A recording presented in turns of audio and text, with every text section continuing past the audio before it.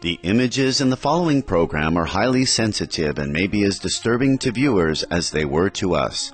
However, we have to show the truth about animal cruelty.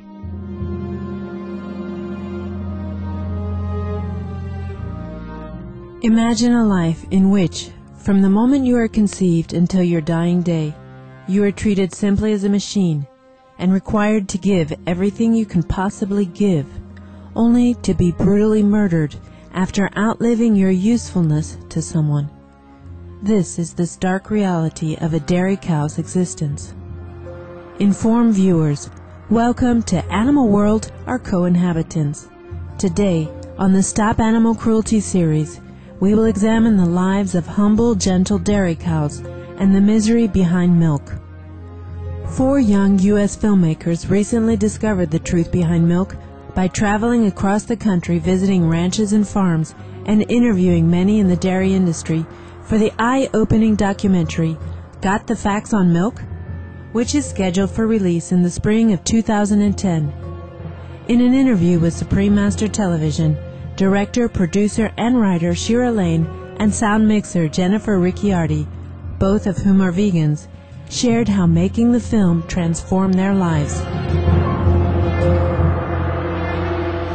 I used to be a huge carnivore, but as soon as we did this documentary, I have to say this documentary made me more than I made the documentary, because I just can't touch it. I know what it does to my body. I know what it does to the environment. And you went straight to vegan? All of us went straight to vegan, yeah. The filmmakers were particularly horrified by the sordid, sickening environment in which cows live.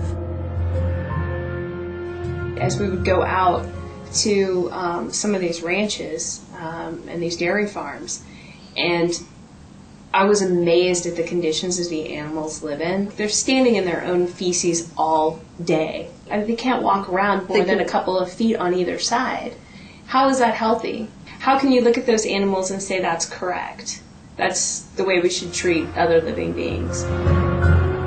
Ms. Lane and Ms. Ricciardi were also deeply disturbed when they discovered that cows are made to continuously produce milk. Well, a cow has to be pregnant every year to give us milk, just like a female mother needs to be pregnant to give milk. And then that calf is taken away from her, so the calf will not drink the milk that is supposed to go for human consumption, right? So the calf is separated from its mom. It's a horrible feeling. The mother is feeling horrible because she's separated.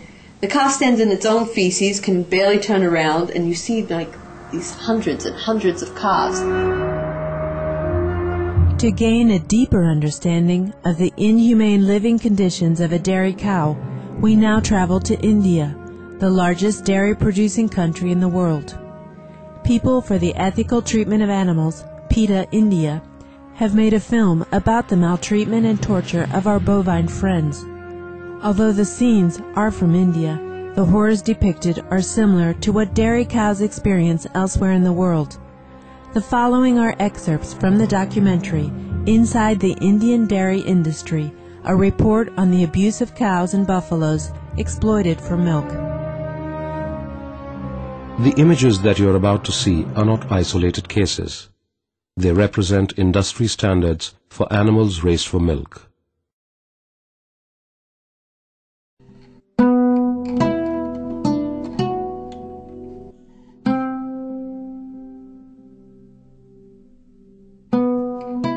Cows, buffaloes, and other animals raised for milk have many of the same basic needs as we do, including food, water, shelter, companionship, and the freedom to move around.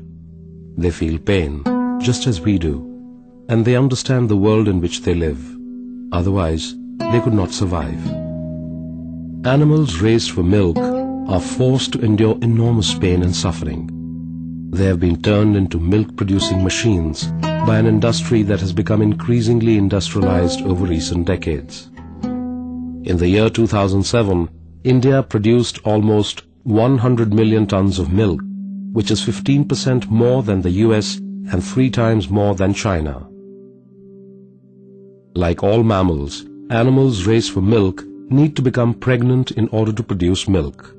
Typically, animals raised for milk are made to give birth to a calf every year, which means they are both lactating and pregnant for at least 7 months a year. Within 3 months of giving birth, a cow is made pregnant again, at times through artificial methods. Artificial insemination is a process by which sperm is collected from the male, processed, stored, and artificially introduced into the female reproductive tract for the purpose of conception. Animals are artificially inseminated by barefoot healers who ignore even minimum standards of care.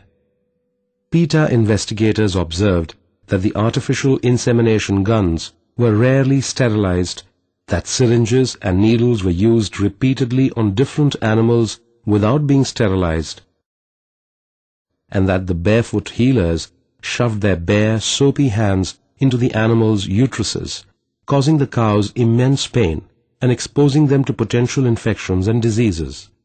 Cows and buffaloes raised for milk in India today are milked over and over using machines which are able to extract more milk than the animals would yield easily.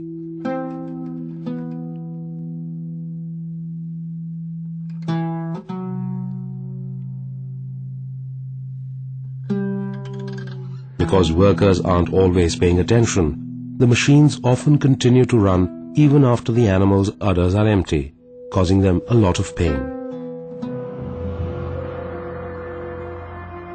When we return, we'll have more from PETA India's documentary and examine the frightening consequences of injecting dairy cows with growth hormones.